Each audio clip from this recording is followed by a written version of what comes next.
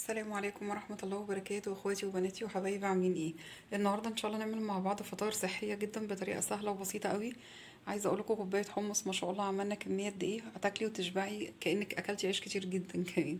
طريقتها سهلة جدا وبسيطة وطعمها تحفة بجد، ومكوناتها سهلة جدا وموجودة في كل بيت. يلا قومي حالا نقعي الحمص واعمليها بقى بالطريقة دي، هتعجبك جدا ان شاء الله. ندخل مع بعض في الخطوات ونشوف المكونات المعنية. ونسمي الله حبايبي ونصلي على رسولنا الكريم عليه افضل الصلاه والسلام، ونشوف المكونات اللي معانا ايه. انا عندي ده حمص منقوع من بالليل، نقع على الاقل 12 ساعه.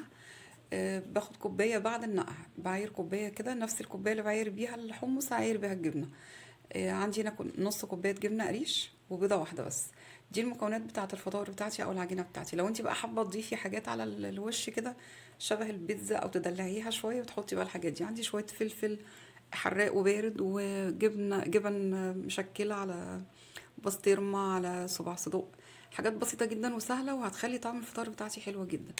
هنحتاج على الكلام ده معلقه خل بس، ونص معلقه بيكنج باودر، رشه ملح، رشه فلفل. هنضرب كل المكونات دي معانا في الخلاط ونرجع نشوف شكلها. ونبدأ كده حبايبي نضيف المكونات بتاعتنا. انا ضفت هنا البيضة في الخلاط بتاعي، واضيف قطعة الجبنة بتاعتي كده. لو انا بلف الحمص بتاعي وحسيت ان هو عايز رشة مية نديله رشة مية صغيرة، منكترش عليه. هضرب بس كل الحاجات دي مع بعضها كده.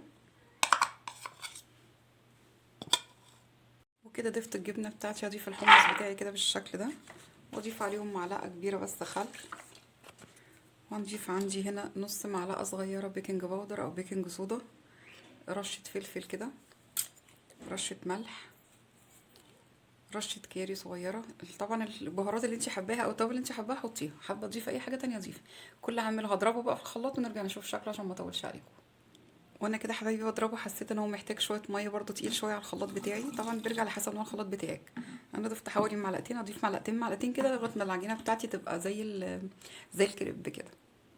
كده شايفين شكله معايا عامل ازاي؟ عايزة القوام بتاعها يبقى طري وما يبقاش تقيل قوي. كده حبايبي نفضي بقى الخليط بتاعنا في اي حاجه. شايفين القوام كده عامل ازاي؟ حابه تقلي تخيني زي ما انت عايزه، بس هو القوام ده مناسب جدا. بس انا صبيت في حاجه ليها بوز كده عشان اعرف اتعامل معاها. بس كده سيب الخليط يرتاح 10 دقايق بس، نغطيه ونسيبه يرتاح 10 دقايق ونرجع نسويه مع بعض. حبايبي نبتدي ندهن الصينيه بتاعتنا او الطاسه بتاعتنا اي ماده دهنيه. حابه تضيفي زيت، حابه تضيفي زيت زيتون، سمنه فلاحي، اللي انت حباه. شايفين كده القوام العجينه القوام بتاعها عامل ازاي؟ قوامها حلو جدا. نبتدي نسمي الله كده بسم الله الرحمن الرحيم. انا بس الصينيه سخنت مني قوي، الطاسه سخنت مني قوي. هبتدي بقى في المرحله دي اضيف الحاجات اللي انا عايزاها. اضيف مثلا شريحتين فلفل كده. طبعا الاضافات اللي زي ما قلت لك اللي انت حباها حطيها. انا عندي ده فلفل حامي وبارد. ممكن اضيف عليه كده شويه من الجبن والبسطرمه والصدوق كده بالشكل ده. ممكن تعمليها ساده خالص من غير اي حاجه. طبعا النار بتاعتي متوسطه كده بالشكل ده. لو انت هتضيفي اي حاجه تضيفيها معايا، والعجينه طريه خالص كده عشان تتمسك معايا في الاخر. اغطيها بقى واسيبها على نار هاديه تستوى، واوريكم شكلها عامل ازاي. كده حبايبي خلاص بدات تتماسك معايا بالشكل ده كده. نبتدي نلفها كده بالراحه. انا كده سلكتها بس عشان اقدر اقلبها على الوش التاني. طاسه صغيره علينا عايزه تقع. كده انا قلبتها على الجنب التاني، اغطيها برده واسيبها تكتمل معايا في السوا. نبتدي نضغط عليها ضغطات خفيفه خالص كده عشان تستوي معايا كويس من الناحيه التانيه. هي العجينه المره دي جت معايا تقيله شويه، بعد كده نخفها شويه ما تبقاش كميه العجينه كبيره. بس كده بالشكل ده. وكده انا قلبتها تاني على الوش التاني عشان تكمل تسويه معايا. عايزاها تستوي كويس جدا لاني عاملاها سميكه شويه. اللي هنعملها رفيعه مش هنضطر نقلبها كذا مره بالشكل ده. انا بس حبيت اقول لكم على المعلومه دي. وكده ضفنا الرغيف التاني بتاعنا كده بالشكل ده، او الفطيره بتاعتنا بالشكل ده. زي ما اتفقنا اي حاجه حابين تحطوها حطوها. انا حطيت لها برضو رشه حبه البركه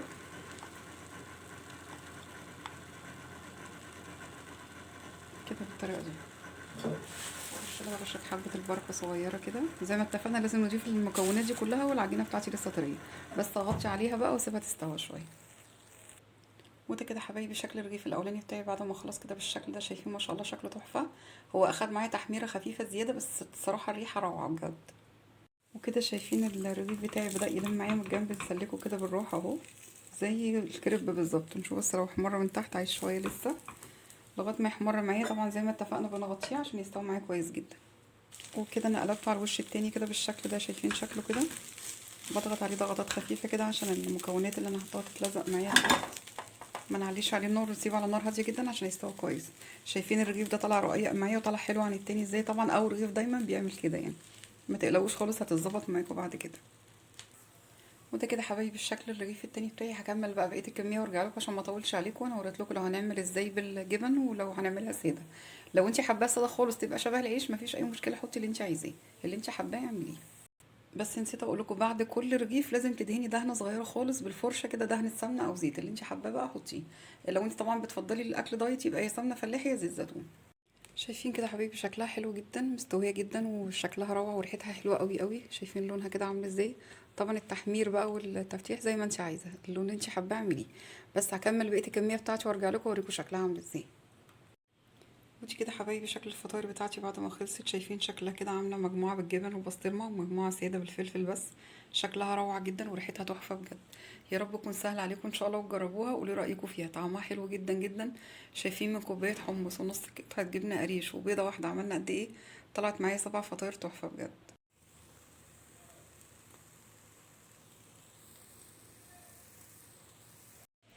وكده حبايبي خلاص خلصت الفطاير بتاعتي كده بالشكل ده. شايفين شكلها تحفه بجد. غلفت كل واحده لوحدها. هشيلها بقى في الفريزر، وقت محتاجه اطلعها قبلها بشويه او اطلعها سخنه في الميكرويف او في الفرن. طريقتها سهله جدا. يا رب تنالوا اعجابكم ان شاء الله. بتمنى انتوا تجربوها وقولوا رايكم فيها بجد. اقسم بالله طعمها روعه. عايزه اقول لكم عجبتني جدا جدا بجد. ان شاء الله تعجبكم جدا باذن الله وقولوا رايكم فيها.